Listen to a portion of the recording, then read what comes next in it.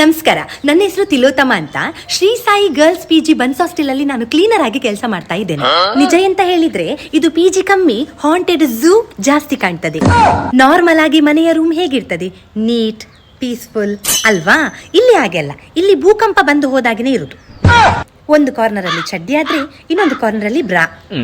ಡ್ರೆಸ್ಸಿಗೆ ಕೇಟಗೇಲಿಲ್ಲ, ಅರ್ಧ ಬಾತ್ರೂಮ್ ಅಲ್ಲಿ ನೇತಾಡ್ತಾ ಇದ್ರೆ ಅರ್ಧ ಫ್ಯಾನ್ ಮೇಲೆ ಇರ್ತದೆ. ಈ ರೋಡ್ ಸೈಡ್ ಅಲ್ಲಿ ರಿಡಕ್ಷನ್ ಸೇಲ್ ಹಾಕ್ತಾರೆ ನೋಡಿ, ಜನ ಬಂದು ನೋಡಿ ಬಿಸಾಡಿ ಹೋಗಿರ್ತಾರೆ. ಎಕ್ಸಾಕ್ಟ್ಲಿ ಹಾಗೆ ಇರ್ತದೆ.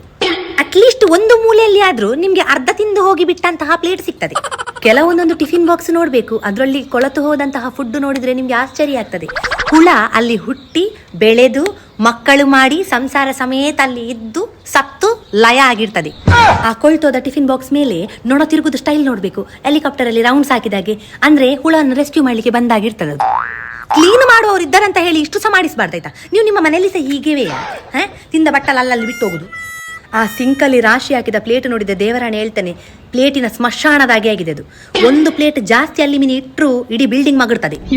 ಸರಿ, ಪ್ಲೇಟ್ ತೊಳಿಲಿಕ್ಕೆ ಹೇಗೂ ಬರುದಿಲ್ಲಲ್ಲ ನಿಮ್ಗೆ. ನೀವು ತಿಂದು ಹಾಕಿ ಮಿಕ್ಕಿ ಉಳಿದಂತಹ ಫುಡ್ ಇರ್ತದಲ್ಲ, ಅದನ್ನು ಒಂದು ಬಾಚಿ ತೆಗೆದು ಒಂದು ಡಸ್ಟ್ಬಿನ್ ಒಳಗೆ ಹಾಕ್ಲಿಕ್ಕೆ ನಿಮ್ಮ ಕೈ ಚೊಟ್ಟೆಯ? ಹುಡುಗಿಯರು ರೂಮಲ್ಲಿ ಇರ್ಲಿ ಇಲ್ಲದೆ ಹೋಗ್ಲಿ, ನಮ್ಮ PGಯಲ್ಲಿ 24/7 ಲೈಟ್ ಫ್ಯಾನ್ ಮತ್ತೆ ಎಕ್ಸಾಸ್ಟ್ ಫ್ಯಾನ್ ಸಮೇತ on. Light on, brain of. ಎಂತ ಇಸ್ರೋದು ಲಾಂಚ್ ಪ್ಯಾಡ? ಕಕ್ಕೂಸ್ ಬಗ್ಗೆ ಹೇಳಲಿಕ್ಕೆ ಹೋದ್ರೆ ನಂಗೆ ಅಳು ಬರ್ತದೆ. ಅಲ್ಲ, ನೀವು ಇಷ್ಟೊಂದೆಲ್ಲ ಮಾಡಿ ಹೋಗ್ತೀರಲ್ಲ ರಾಶಿಗಟ್ಲೆ, ತಿಂದದು. ಆಮೇಲೆ ಒತ್ಲಿಕ್ಕೆ ನಿಮ್ಗೆ ಸನ್ನೆಯ, ನಿಮ್ಗೆ ಅದಕ್ಕೆ ಸಹ ಜನ ಇಡ್ಬೇಕಾ? ಸರಿ, ಮಾಡುದಾದ್ರೂ ಸರಿ ಕಟ್ಟಲ್ಲಿ ಅದ್ರ ಒಳಗೆ ಮಾಡ್ತೀರಾ? ಇಲ್ಲ, ಮೇಲೆಲ್ಲ ಬಿರ್ಕಿ ಇಡ್ತೀರಿ. ಎಂತಕ್ಕೆ? ಆ ಹಸಿರು ನೊಣ ಬರ್ತದಲ್ಲ, ಅದಕ್ಕೆ ನೀವು ಆಹಾರ ಕೊಡುದಾ? ಹುಡುಗರು ತಮ್ಮ ಜೆಟ್ ಸ್ಪ್ರೇಯನ್ನು ಸರಿ ಕಟ್ಟಲ್ಲಿ ಹಿಡ್ಕೊಳ್ಳದೆ ಹೋದ್ರೆ ಅವರ ಮೂತ್ರ 4 ಕೋಣೆಗೆ ಸರಟ್ಟುದು ಗೊತ್ತುಂಟು, ಅರ್ಥ ಆಗ್ತದೆ. ನಿಮ್ಮದೆಂತದದು ಹಾಗೆ? ಅಲ್ಲಲ್ಲಿ ಬಿಯರ್ ಚೆಲ್ಲಿದಾಗೆ ಸರಿ ಕಟ್ಟಲ್ಲಿ ಕೂತು ಮಾಡ್ಲಿಕ್ಕೆ ಆಗುದಿಲ್ವಾ? ಎಂತ ನೀವು ಡ್ಯಾನ್ಸ್ ಮಾಡುದಾ? ಅಲ್ಲವಾ, ಹಾಕಿದ ಚಡ್ಡಿ ಸಹ ನಿಮ್ಗೆ ಟೈಮ್ ಟು ಟೈಮ್ ಹೋಗಿಲಿಕ್ಕೆ ಆಗುದಿಲ್ವಾ? ಡೇರೆ ಹಾಕಿರ್ತೀರಲ್ಲ ಮಾರೈತಿ. ನಿಜ ಹೇಳ್ತೇನೆ, ಒಂದೊಂದು ಚಡ್ಡಿಯನ್ನು ನೋಡುವಾಗ ನಂಗೆ ಅನ್ಸುದು ನನ್ನ ಏಜಿಗಿಂತ ಸಹ ಜಾಸ್ತಿ ಪ್ರಾಯ ಆಗಿದೆ ಅದಕ್ಕೆ ಅಂತ.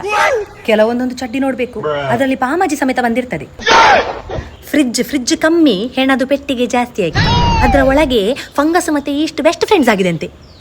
ಅದ್ರೊಳಗೆ ನನ್ನ ಕೈ ಇಟ್ಟರೆ ಮೇ ಬಿ ನನ್ನ ಕೈಯೇ ಕಟ್ಟಾಗ್ಬಹುದಂತ. ಸತ್ಯ ಹೇಳ್ತೇನೆ, ಅದ್ರಲ್ಲಿ ಎಕ್ಸ್ಪೈರ್ ಆದ ಮಿಲ್ಕ್ ನೋಡಿದ್ರೆ ನಂಗೆ ಅನ್ಸುದು ನನ್ನ ಜಾಬ್ ಎಕ್ಸ್ಪೀರಿಯನ್ಸ್ಗಿಂತ ಸಹ ಜಾಸ್ತಿ ಎಕ್ಸ್ಪೀರಿಯನ್ಸ್ ಅದಕ್ಕೆ ಉಂಟು ಅದರೊಳಗೆ ಕೊಳ್ತೋಗಿ. ಕೆಲವು ಹುಡುಗಿಯರು ಸ್ನಾನಕ್ಕೆ ಹೋದ್ರೆ ಇಡೀ ಫ್ಲೋರ್ ಮುರ್ಕಿಸಿ ಬರ್ತಾರೆ, ಟೈಲ್ಸ್ ಸಮೇತ ಕಿರಿಸ್ತಾ ಇರ್ತದೆ, ಬಚಾವ್ ಬಚಾವ್ ನನ್ನನ್ನು ಮೇಲೆತ್ತಿ ನಾನು ಮುಳುಗ್ತಾ ಇದ್ದೇನೆ ಅಂತ.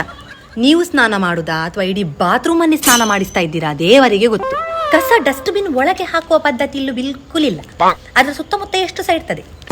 ಅಂದ್ರೆ ಕಸ ಲಾಂಗ್ ಜಂಪ್ ಮಾಡಿ ಹೋಗುದು, ಇದ್ರೆ ಬಿತ್ತು, ಇಲ್ಲದಿದ್ರೆ ಹೊರಗೆ. ನಮ್ಮ ಮೇನ್ ಡೋರ್ ಮುಂದೆ ಚಪ್ಪಲಿನ ರಾಶಿ ನೋಡಿದ್ರೆ ನಿಮ್ಗೆ ಶಾಕ್ ಹೊಡಿತದೆ. ಅಂದ್ರೆ ಚಪ್ಪಲ್ ಸ್ಟ್ರೈಕಿಗೆ ಕೂತಾಗಿ ಡೋರ್ ಕ್ಲೋಸ್ ಮಾಡಿ ಆಗುದಿಲ್ಲ. ಅಂದ್ರೆ ತರ್ಲಿಕ್ಕೆ ಇವರು ರಾಶಿ ಗಟ್ಲೆ ತರ್ತಾರೆ, ಆದ್ರೆ ಇಡುವ ಪದ್ಧತಿ ಬಿಲ್ಕುಲ್ ಇಲ್ಲ. ತುಂಬಾ ಕೆಟ್ಟ ಮಕ್ಕಳ ಜೊತೆಗೆ ಒಳ್ಳೆ ಮಕ್ಕಳು ಸಹ ಇರ್ತಾರೆ. ಇವರು ಹೇಗೆ ಅಂತ ಹೇಳಿದ್ರೆ, ಅವರವರ ಕೆಲಸ ನೀಟಾಗಿ ಅವರು ಮಾಡಿಟ್ಟು ಹೋಗ್ತಾರೆ.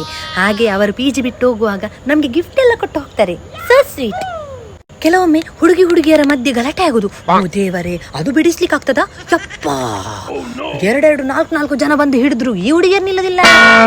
ರಟ್ಟಿ ಪೆಟ್ಟು ಮಾಡ್ತಾರೆ. ಬೇಕಿದ್ರೆ ನನ್ನ ತಲೆಂಬು ನೀನ್ ತೆಗ್ದದು, ನಿನ್ನ ಫೋನ್ ನನ್ನ ಬೆಡ್ ಮೇಲೆ ಯಾಕೆ ಚಾರ್ಜ್ಗೆ ಇಟ್ಟಿ? ನಾನು ಒಂದು ಕೋಣೆಯಲ್ಲಿ ಒರೆಸುವ ಕೋಲ್ ಇಟ್ಕೊಂಡು ಯೋಚನೆ ಮಾಡುದು, ನನಗೊಂದು ಟ್ರಾನ್ಸ್ಫರ್ ಕೊಡಿ ಮಾರೆ, ನನಗೆ ಸಾಕಿಲ್ಲಿ ಅಂತ. ಯೂಸ್ಡ್ ಪ್ಯಾಡ್ ಅನ್ನು ಡಸ್ಟ್ ಬಿನ್ನಿಗೆ ಹಾಕಬೇಕು, ಆದ್ರೆ ಇಲ್ಲಿ ಹಾಗಲ್ಲ. ಡೆಕೋರೇಷನ್ಗೆ ಇಟ್ಟಾಗೆ ಅರಡಿಸಿ ಇಡ್ತಾರೆ ಇಡೀ ರೂಮಲ್ಲಿ. ಬೇಕಿದ್ರೆ ಎಂತ ರೂಮಲ್ಲಿ ಓಕಲಿ ಆಡುದಾ? ಅಲ್ಲಮ್ಮ, ಹೇಗೆ ಬದುಕ್ತೀರಿ ನೀವು? ನಿಮ್ಮ ಮನೆಯಲ್ಲಿ ಸಹ ನೀವು ಹೀಗೆಯೇ? ಕೆಲವು ಒಳ್ಳೆ ಮಕ್ಕಳಿರ್ತಾರೆ, ಅವರು ಬಂದು ನನಗೆ ಹೇಳ್ತಾರೆ, ಅಕ್ಕ ನೋಡಿ ಅಲ್ಲಿ ಹೀಗೆಲ್ಲ ಆಗಿದೆ, ಒಮ್ಮೆ ಹೋಗಿ ನೋಡಿ ಬನ್ನಿ. ಇವರಿದ್ದದಕ್ಕೆ ನಂಗೆ ಗೊತ್ತಾಗ್ತದೆ, ಇಲ್ಲದಿರೋ ಗೊತ್ತಾಗ್ತದಾ? ಡಾಕ್ಟರ್ ಇಂಜಿನಿಯರ್ ಎಲ್ಲ ಆಗುವ ನೀವೇ ಇಷ್ಟು ಗಲೀಜಿದ್ರೆ 10ನೇ ಕ್ಲಾಸ್ ಕಲ್ತು ಕ್ಲೀನಿಂಗ್ ಕೆಲಸಕ್ಕೆ ಬಂದ ನಾನೆಷ್ಟೋ ಮೇಲು. ಒಮ್ಮೊಮ್ಮೆ ನನಗೆ ಅನ್ಸುದು, ಇದು ಜಾಬ್ ನನಗೆ ಹೊಟ್ಟೆ ತುಂಬಲಿಕ್ಕೆ ಕೊಟ್ಟಿದಾರ ಅಥವಾ ನನಗೆ ಪನಿಷ್ಮೆಂಟ್ ಕೊಡ್ಲಿಕ್ಕೆ ಕೊಟ್ಟಿದಾರ ಅಂತ. ಈ PG ಪೇಯಿಂಗ್ ಗೆಸ್ಟ್ ಅಲ್ಲ, ಪರ್ಮನೆಂಟ್ ಗಾರ್ಬೇಜ್ ಫೈಟ್ ಬ್ಯಾಕ್ ಮಾಡುದಿಲ್ಲ. ಈ ಹುಡುಗಿಯರು ಮಾಡ್ತಾರೆ. ದನಗಳು ಸಂತ ಈ ಹುಡುಗಿಯರಿಗಿಂತ ಎಷ್ಟೋ ಮೇಲು. ಊರು ಹೊಸತ್ತು, ಇಲ್ಲಿ ಯಾರು ಇಲ್ಲ, ರಿಲೇಟಿವ್ಸ್ ಎಲ್ಲ ಯಾರು ಇಲ್ಲಿ ಹತ್ರದಲ್ಲಿ ಇಲ್ಲ ಅಂತ ಬಂದು PGಗೆ ಜಾಯಿನ್ ಆಗುದು. ಮತ್ತೆ ಇವರನ್ನು ಡ್ರಾಪ್ ಮಾಡ್ಲಿಕ್ಕೆ ಲೇಟ್ ನೈಟ್ಗೆ ಇವರ ಅಣ್ಣ, ಕಸಿನ್, ದೂರದ ರಿಲೇಟಿವ್, ಅತ್ತೆ ಮಗ ಎಲ್ಲ ಬರ್ತಾರೆ. ಅಲ್ಲ, ಮತ್ತೆ ಅದೆಲ್ಲ ನಮ್ಗೆ ಯಾಕೆ ಅಲ್ಲ? ಕೆಲವು ಹೆಣ್ಣು ಮಕ್ಕಳು ಹೇಗೆ ಅಂತ ಹೇಳಿದ್ರೆ ತುಂಬಾ ರಿಕ್ವೆಸ್ಟ್ ಮಾಡಿ ಎಲ್ಲ ಕೆಲಸ ಮಾಡಿಸ್ತಾರೆ, ಅದು ನಮ್ಗೆ ಖುಷಿ ಆಗ್ತದೆ. ಕೆಲವರು ಹೆಣ್ಣು ಮಕ್ಕಳು ಎಂತೆಲ್ಲ ಆರ್ಡರ್ ಮಾಡುದು, ಅಂದ್ರೆ ಇವರು ನಮ್ಗೆ ಸಂಬಳ ಕೊಡುದಲ್ಲ. ಅಕ್ಕ ಇದು ಕ್ಲೀನ್ ಮಾಡು, ಅದು ಮಾಡು. ನಂಗೆ ಒಮ್ಮೊಮ್ಮೆ ಅನಿಸ್ತದೆ ಕೈಯಲ್ಲಿದ್ದ ಕೋಲಲ್ಲೇ ಮಂಡೆ ಹೊಡಿವಾ ಅಂತ. ಮತ್ತೆ ನೆನಪಾಗ್ತದೆ, ಸಾಯ್ಲಿ ಹೊಟ್ಟೆಪಾಡಿಗೆ ಮಾಡ್ಬೇಕಲ್ಲ. ಬಾಚನೆಯಲ್ಲಿ ಸಿಕ್ಕಿಕೊಂಡ ಕೂದಲನ್ನು ಕೂಡ ತೆಗೆಯುವುದಿಲ್ಲ ಈ ಹುಡುಗಿಯರು. ನಂಗೆ ಒಮ್ಮೊಮ್ಮೆ ಅನ್ಸುದು ಇವರು ಕಕ್ಕ ಮಾಡಿ ಕುಂಡೆ ತೊಳಿತಾರಲ್ಲ.